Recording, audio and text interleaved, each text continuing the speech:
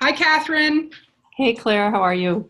Good. Welcome to Clarity Conversations, and thank you so much for being on the show. Thanks for having me. I'm so happy to be here, Claire. Good, good, good. So today we're going to talk about your story. We're going to talk about the Enneagram, and we're going to talk about your book, which is called Everything's Going to Be Okay, From the Housing Projects to Harvard to Freedom.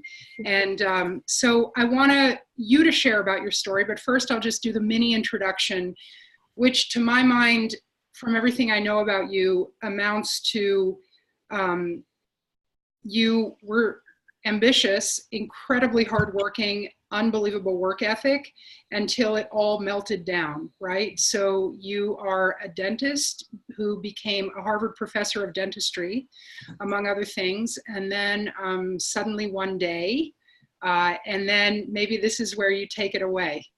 Sure. Okay. That's a great segue. So, yeah, my book, the title, Everything's Going to Be Okay, actually comes from, it's not just a Pollyanna, oh, everything's going to be okay. It actually comes from an experience I had as a little girl. When I was 6 years old, I was walking through the projects where I lived until I was 22, and I was walking to school by myself. Now, looking back, that seems like that was probably not the best thing, but it didn't seem unusual when to a 6 year old. Normal. And as I'm walking, I just remember this one day, and I can remember exactly where I was standing. And I just had this sense of like incredible. In fact, right now, as I'm talking about it, I feel the chills running through my body. I had this like that went through, and I'm telling you, it's happening as I speak. And the message was, it was like a thought, like a deep thought that passed through me. And the message was, don't worry, everything's going to be okay. And I just remember, in fact, every time I tell the story, I can still feel it in my heart. I just remember feeling so relieved and so grateful. And I was like, okay, it's going to be okay. It's going to be okay. And it became like a touchstone and a mantra for me throughout my life because it wasn't necessarily okay. It was actually quite difficult. And, one part was living in the projects. But when you're in the projects as a little kid, you don't even realize how different that is from the Yeah, rest of the world. people's But reality. yeah, exactly. And in the part of Boston that I lived in was very poor. So even the people who didn't live in the projects but lived right outside were still poor. It wasn't until I went to high school that I actually saw differences in socioeconomic status. The other thing is that both my parents had serious psychiatric illness, and there were times when they were both in hospitals, and my grandmother had to care for us. And so there was a lot of burden. But the way that I carried it, and now I've since learned through my study with the Enneagram, is that my personality type was one, it's just pick yourself up by the bootstraps and keep going. So school was my safe place. It was where there were, so I should say there were 8 children. The first one died when she was a baby. So there were 7 of us. And I was kind of the outsider. And I always felt like the outsider and felt invisible at home or around my family. So at school is where I really developed my identity. And I was, good little girl, followed all the rules, Catholic schools, but I really worked hard and then was always at the top of my class and doing all kinds of things. I've come to learn through my work with the Enneagram that that's my personality type, which is the overachiever, the type 3. And so just to weave a little bit of the Enneagram in here, when when we are, newborns, we have this pure essential nature, right? There's nothing wrong. Everything's beautiful and perfect, pristine. There's a goodness, a sacredness, there's joy. Also, the baby doesn't need to get a PhD for us to love them, right? They're lovable as is. So as we develop our ego, which every human being does, develop our personality, we begin to kind of react to our environment and we constrict a bit from this full, whole nature, and we develop a more constricted aspect of ourselves called our ego or personality.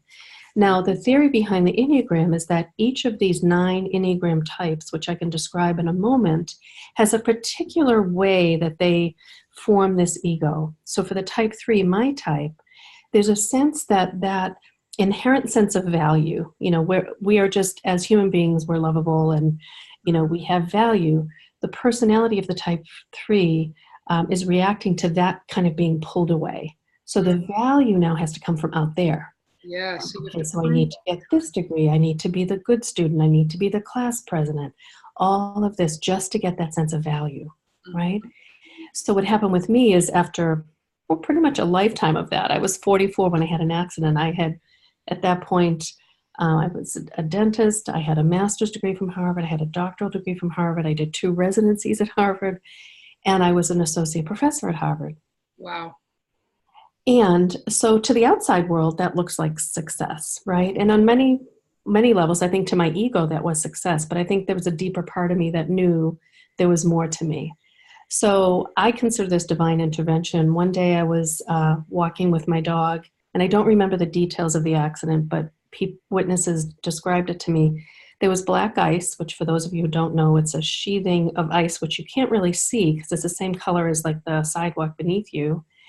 My dog got excited to go to the pet store, and he pulled on the leash. I don't remember this, but I lost my footing and I landed backwards on my head, and I was out. I don't remember any of that. What I do remember is when I started to come back, first thing I remember, and I'm not sure which sequence this is, but I remember being numb to the tip of every finger and every toe. Wow. I thought, am I paralyzed? And everything was dark. I couldn't see anything. I had one brief moment where I saw colleagues of mine having a meeting about a research project. And then the next thing you know, one of those experiences like I had when I was a little girl, I can feel the chills again. And it was, it's time to change your life. Wow. What is, I didn't know. I was so confused, Claire, sitting there on the sidewalk, unable to even speak. And there was this older gentleman. I hope one of these days I will see him again. And he kept saying to me, "Are you okay? Are you okay?" And I just kept looking at him. I couldn't speak.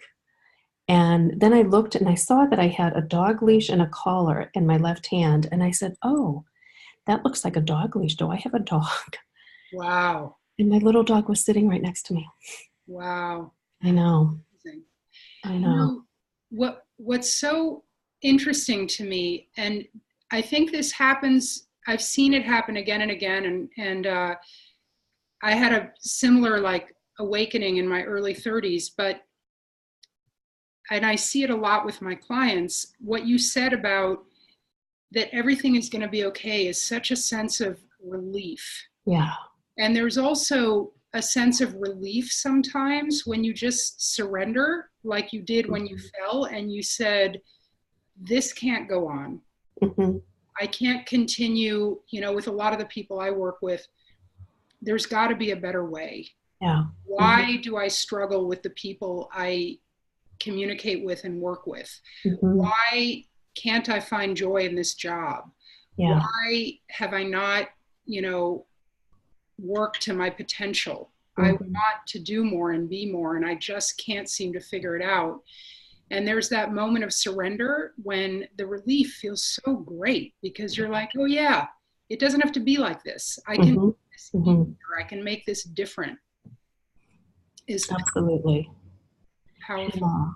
Yeah, it is powerful. And I love that word surrender because it really is. It's something bigger than our ego to figure out. It's just when we're open to what comes and what life brings us, instead of always trying to manage it and fix it and change it. In the book, one of the things I talk about is some of the our greatest suffering comes from trying to change reality. Like we're always butting up against our experience. We reject our experience. We don't want this experience. So the disconnect from what is and our acceptance of it is really where the suffering lies. Yes. And so sometimes if we can just say, okay, this is what I'm experiencing. I may not like it, I may not understand it, but I'm going to just accept that there's some reason for this, and I'll be guided either through it, out of it, around it, whatever that guidance is meant to bring. It's what you're saying reminds me of a lot of the work that's out there right now. I think there's something in people like Brene Brown, Sean Achor and the Happiness Advantage. I know Shirzad Shamin of Positive Intelligence. They all explore this. And even, what is her name? The one who wrote Loving What Is. Byron Katie. And it's about like, how do we be in this reality and go about it a different way so that we don't feel put upon, but we actually feel more control, more powerful, more ease, more happiness. Yeah.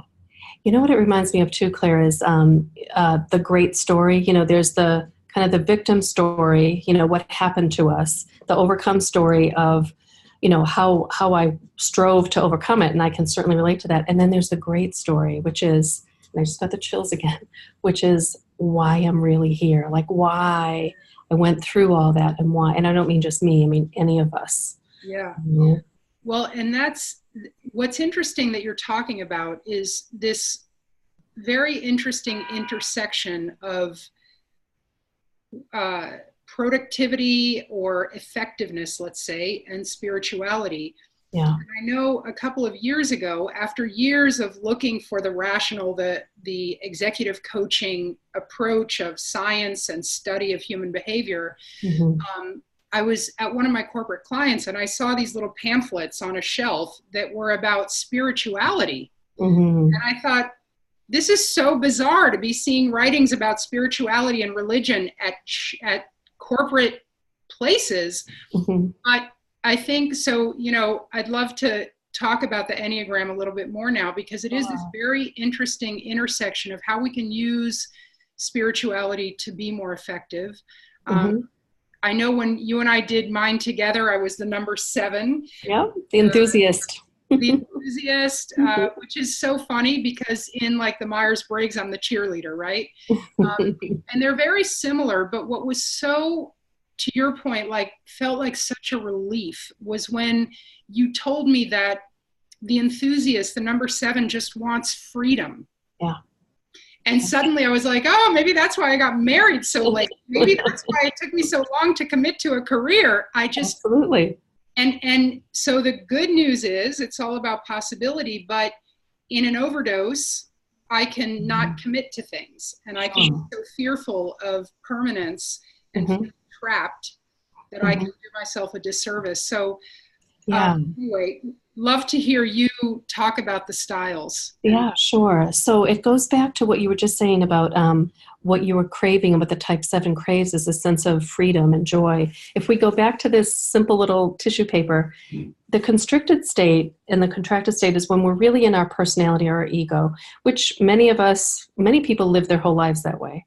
Yeah. What I love about the Enneagram is it helps us to understand what got us here and to unfold.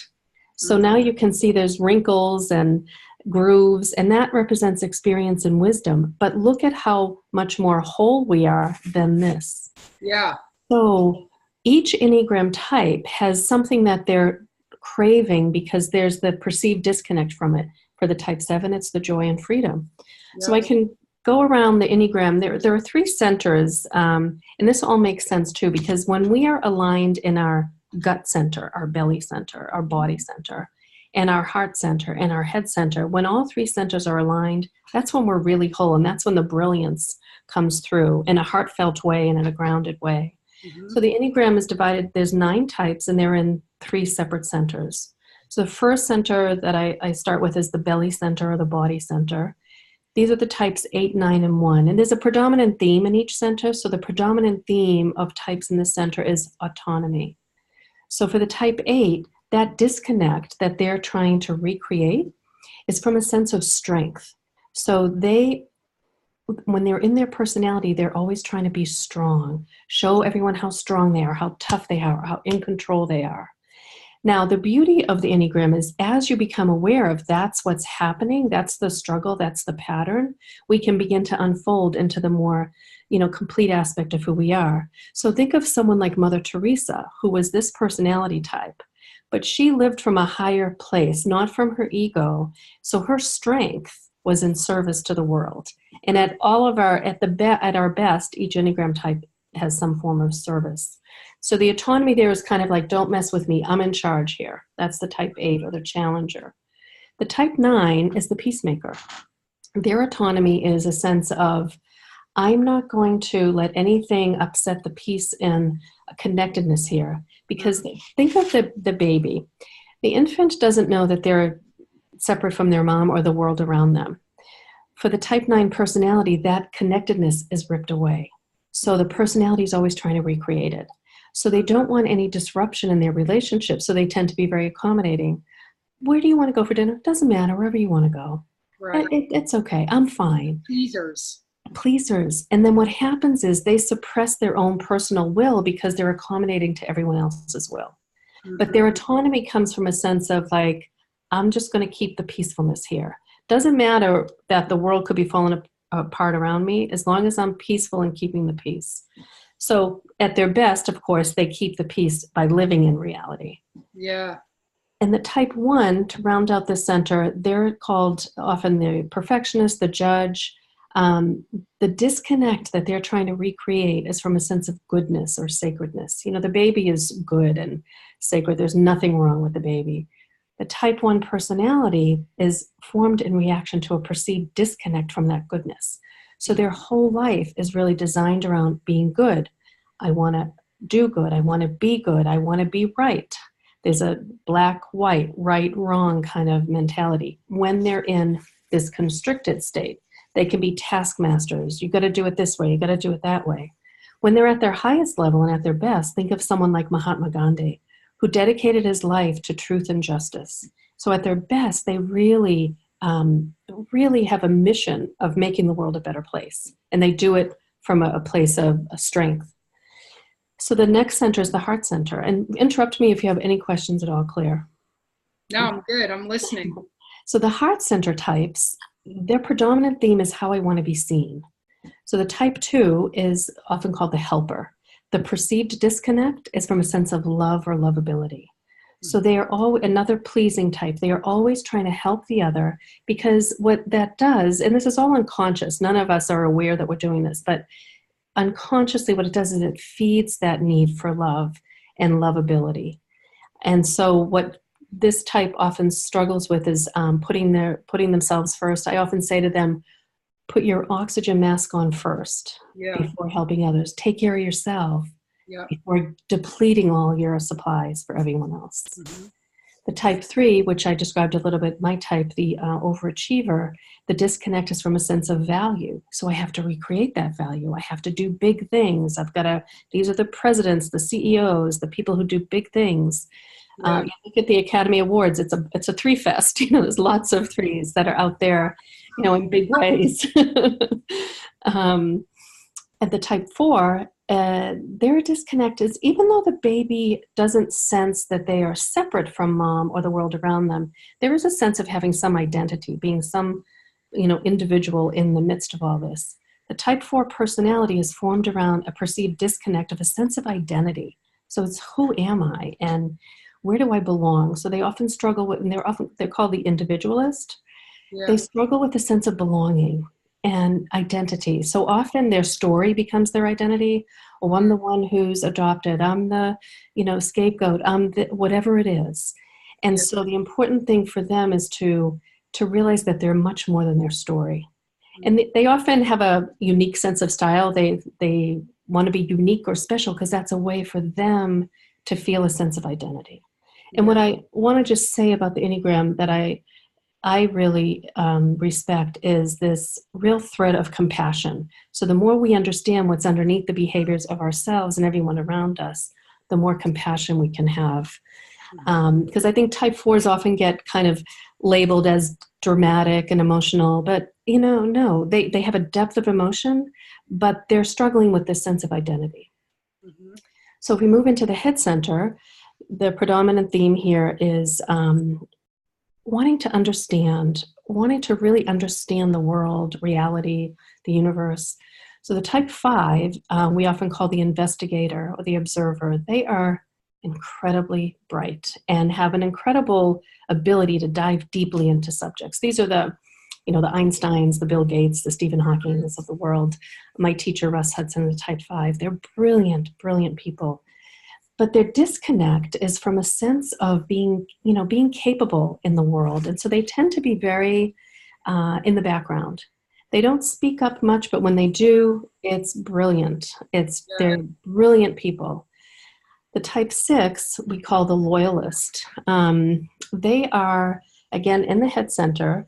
The disconnect, now the baby doesn't sit and worry, oh gosh, it's 2:00, am I going to get fed? Hello?